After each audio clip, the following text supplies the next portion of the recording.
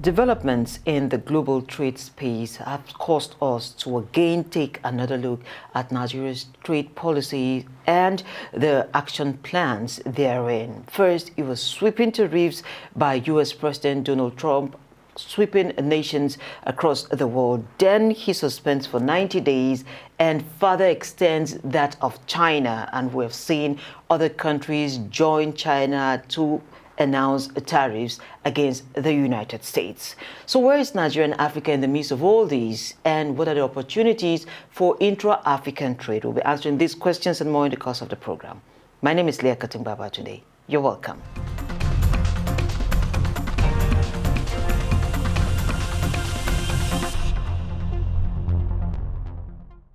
We start off the business of the day from the trends table.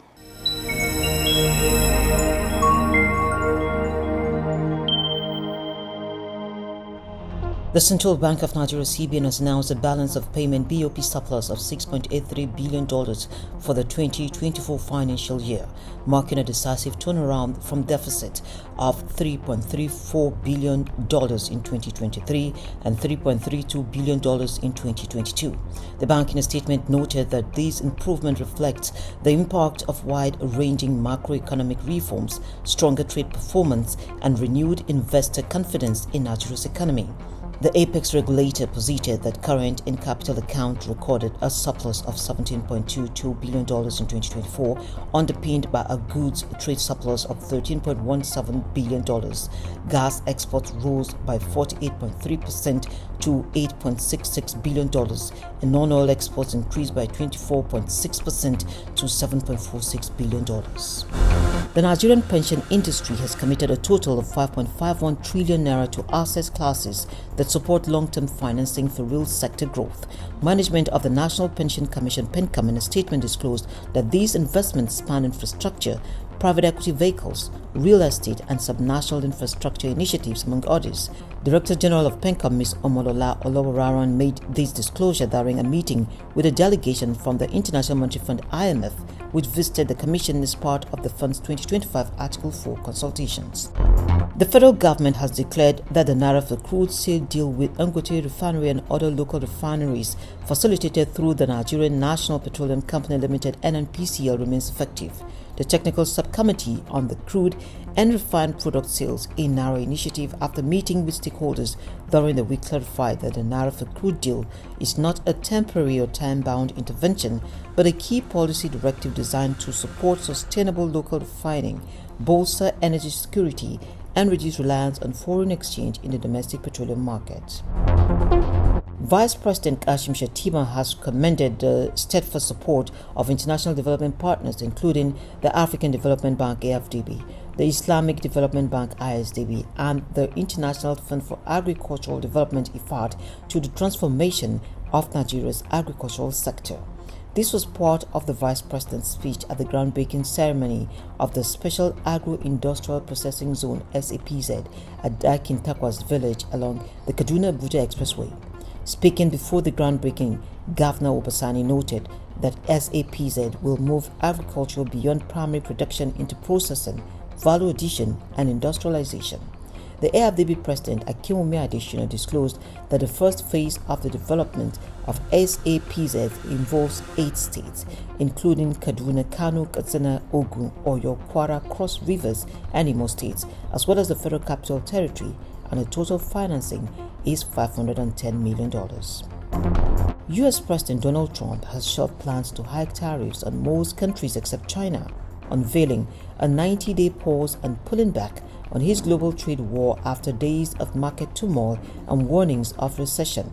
The White House said it was backing off on higher levels for trade partners that had agreed to negotiate, although Trump said he would raise tariffs on goods from China even further to at least 125% effective immediately. Trump had announced sweeping reciprocal tariffs that riled markets globally.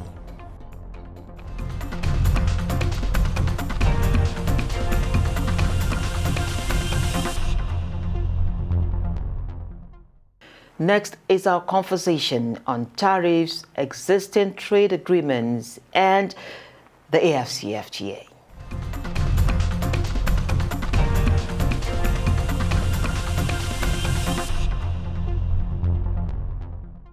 The trade policy of Nigeria TPN 2023 to 2027 seeks to substantially increase the contribution of the trade sector to the nation's GDP and Nigeria's share of total trade globally.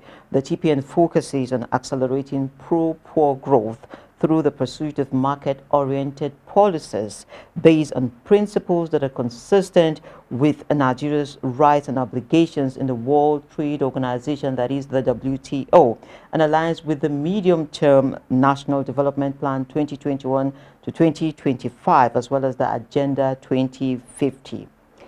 This, of course, is tied to the continental free trade area, but the dynamics have changed in recent times, coming from the barrage of the tariffs from the U.S. President Donald Trump that has been introduced into the global market space. Now, joining me to examine these issues is Dr. Emeka Okengwu, the Chief Executive Officer of Anthill Concepts Limited. It's nice to have you, sir, join me for this conversation. Pleasure to be here, Leah.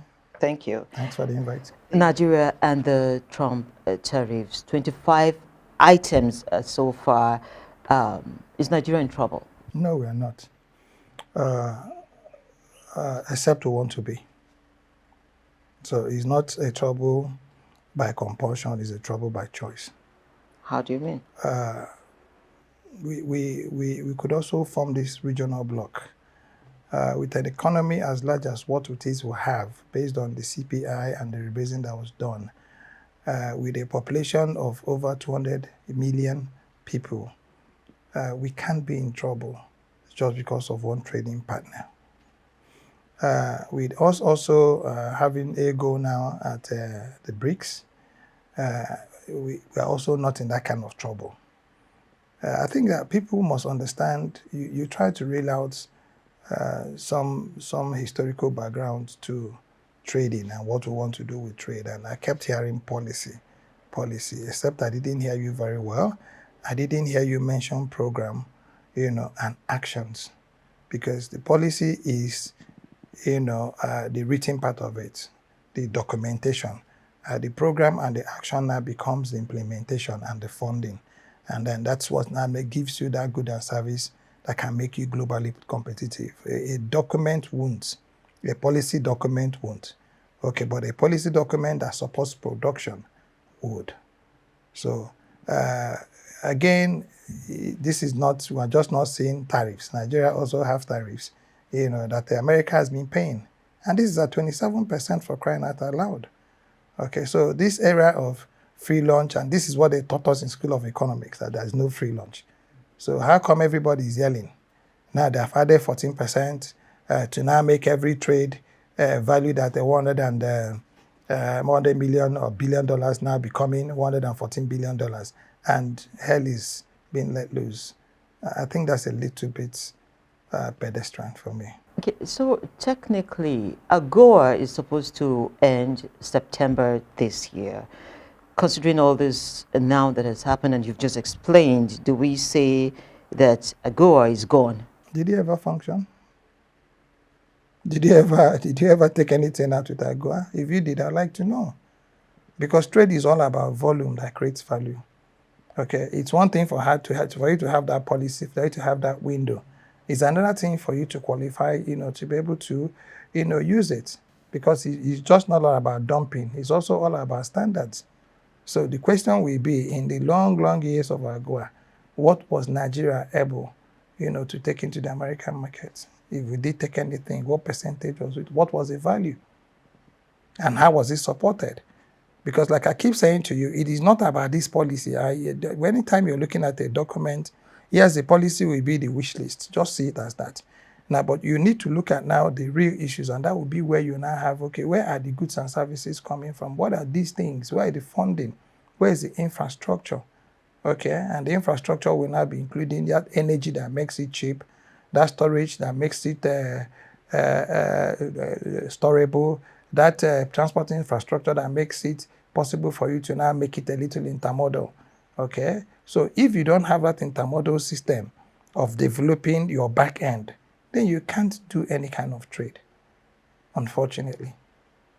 Okay, the tariffs on other major partners, for instance, like China, we've seen it skyrocket. Does it have any implications here? Yes, it does. But I can also tell you what I think is happening, and this is my personal opinion. I think this is all about BRICS. I think this is America's pushback to BRICS. Okay, what America has simply done is, it's okay, you guys have gathered. Let's put a little confusion and see how this dance goes. So nobody is talking BRICS anymore. I find it a little bit strange that the BRICS as a body, hasn't called a mini meeting, to have some common ground on this America's position. Perhaps that might be a strategy. How would it be a strategy? I mean, people are running helter-skelter, and you're calling it that a strategy. Every country is trying to, develop their own internal mechanisms to be able to hedge, whatever it is that's coming, against them. Yes, you could call it a strategy, but I thought that there should have been a pushback, considering that the people who make up the BRICS, and again, it's also very instructive that Russia is not in this list. Okay, Russia is not in this list, and Russia is a very major part of this global supply, that we're talking about. And the disruptions we've had so far has had to do with the Russian incursion into Ukraine or vice versa. So I think for me, this is dismantling or has dismantled the WTO because they have not even come out with any position. I stand to be corrected. Being that global leader, America is pulling out of the United Nations. I mean, America is pulled out of the WTO. America now is deciding that they are going to be doing whatever it is you give to us is what we're going to be giving back to you. And if we want to be dispassionate, if we want to also be a little bit, America is not a machine. Okay, they are also losing jobs. I mean, over 14% of Americans, are living under the breadline. You have a lot of poor people in America too. They have a lot of infrastructure deficit. Their debt to GDP is over 80% and counting, maybe one of the highest in the world. Okay. Yes, they print the dollar, but it doesn't end there. Okay, the subprime mortgage has done a lot of damage to them. Other countries are, because of the open market policy they have bought into the American system, widely and deeply. So whatever it is that they need to protect themselves should be a cue to us that haven't been driven down too far into this, free trade thing. I think this affords us an opportunity to now begin to now apply a little bit more of major steps and wisdom, in aggregating our position or our market intro into the global markets. The AFCFTA has been a long time coming, and we cannot actually say we're there yet. So if Africa had gotten her act right some years back, will this scare have been minimized? Yes, but unfortunately, again, without also sounding pessimistic, we got it wrong from ab initio because we were never able to get to those convergence points, if you remember. There are so many issues there because our economies were intricately tied, to external economies. And while we were doing that, I think one or two countries in Africa had gone ahead to even print their own currencies that were not tied, to the French banking and financial systems. And then on top of that, you now had the AES, come into place, the three states that pulled up and then, formed the alliance of Sahel states. Now, that's a major gash because three of those countries are coming from ECOWAS. So what it simply means is that you might not be able to now have that needed backbone that is integrated and strengthened. So if Africa is not speaking with one voice, if Africa is not able to get to its convergence points, how do you now build those integrated infrastructure, okay, that will now be cross-national? Because this is what you need for AFTA to work. Otherwise, AFTA, again, might just be a policy that will rest on some paper. Okay, you earlier spoke about the BRICS not calling for meetings, and do you think that it's high time for the African Union to call for a meeting. Do we have that kind of understanding? Do we have that kind of unity? Where is the unity now, Lee? You no longer have African Union now. Okay, because a lot of African countries are pulling out of the union. Okay, so I think what we should be talking about is having some, contiguous states in Africa, areas of interest now come together to see how best and how far they can, start creating new trade relations. I think that's what should happen. I think some African countries, we must begin to look at Africa as now forming some common markets, but that must be interoperable, okay, that you must have a common back end. Now, if we have that, I can okay, somebody calls me from Niger Republic today and says to me, oh, I would have come into Nigeria, but the tickets are quite high, so I need to, wait a little while. And I'm like, why would it be very, expensive for you to fly from Niger Republic to Nigeria? And answer is, I need to go to Togo or Cote d'Ivoire. Because there's no direct flight. Okay, so that's just one of, you can't even fly. I don't think you can fly directly to Chad or anywhere else. So you need to go to, and it's just one airline, I think Askai, okay, that is doing this round. So it simply tells you that there's a disconnect somewhere. You can't be talking about playing in the global market and then you're having, back-end issues that you have not been able to, get to a point where everybody is in sync with every other person's demands and expectations. So effectively, transport is a key issue here. Infrastructure is a key issue. But in that infrastructure, because you can't remove transport from energy, you can also remove energy from storage. You can't remove that from scale.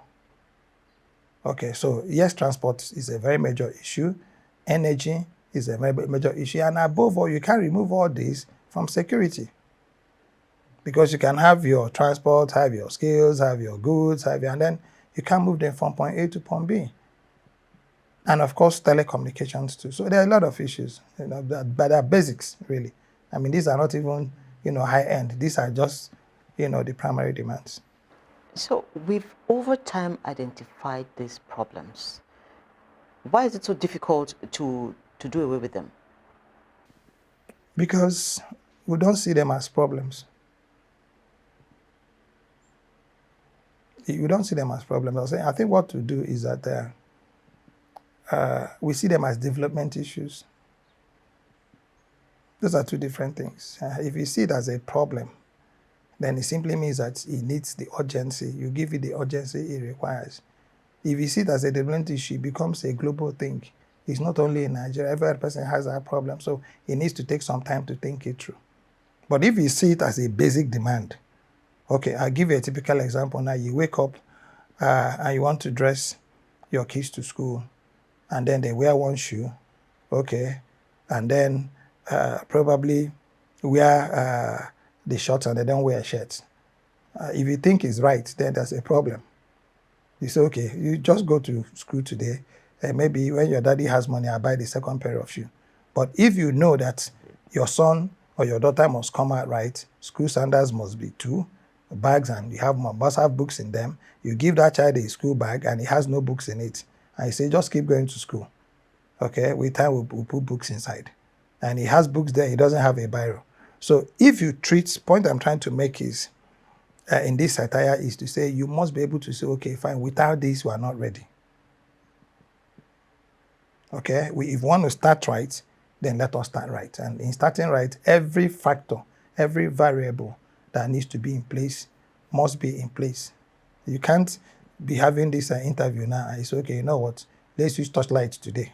Then we'll go and get the proper lights and then try to light it up and see how I can be able to get flush out the torchlight. Both of us are going to be appearing like ghosts. So that's how it is. And if you treat infrastructure like that, then you're going to be thinking that you have all the whole time. I've done my bit. No. If you want to do your bit, do the basic. So in all of this, where is that one single Nigerian, the individual Nigerian, where is that person in the middle of all this? God. That's the only person I know. Now, considering these issues, these developments you've raised and we've been talking about, what do you make of Nigeria's policy documents on trade? Are they still effective? Do they have to be changed or tweaked? The plans, what is the state right now? If I haven't changed, then there's a problem. If I have changed, against what? Because right now, everybody is lamenting, are we in trouble? Okay, nobody's celebrating that there's a war room that has been established and everybody is invited to bring in their thought lines. You as a media person, you have a lot of information you can share. Has anybody invited you to that war room or to do a brief? Do you know about any committee that has been set up by government to now look at all the areas and with sector subject experts being asked for their opinions? I don't know of any. Maybe because you're in the media, you could know. Now, this is how you begin to now look for solutions. Okay? People get into government and then they get out of government. And then sometimes they are no longer considered to be useful. But that's not how it's supposed to be. Even if you're not in government, you might have the key, ideas to what can be able to resolve a problem. So the point I'm trying to make is that if we have not reviewed our trade policies, why haven't we reviewed them? If we have reviewed them, what are we reviewing them against? These are the questions. I must sincerely thank you, sir, for your contributions and your thoughts to this conversation. Thank you so much, Leah. It's a pleasure to be here. Thank you.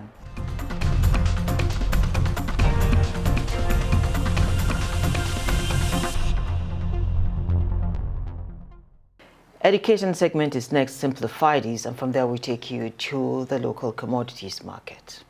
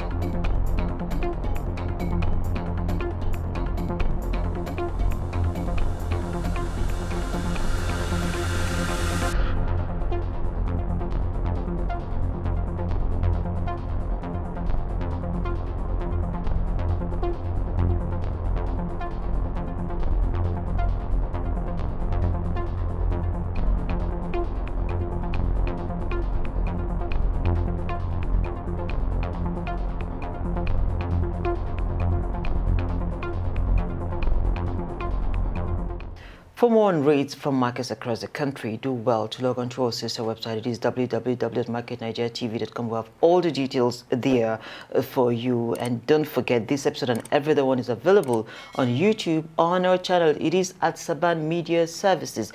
Do subscribe, send in your comments, questions, and suggestions to help us serve you better. Until we come your way again, same time next week, remember to be safe out there. And God bless Nigeria.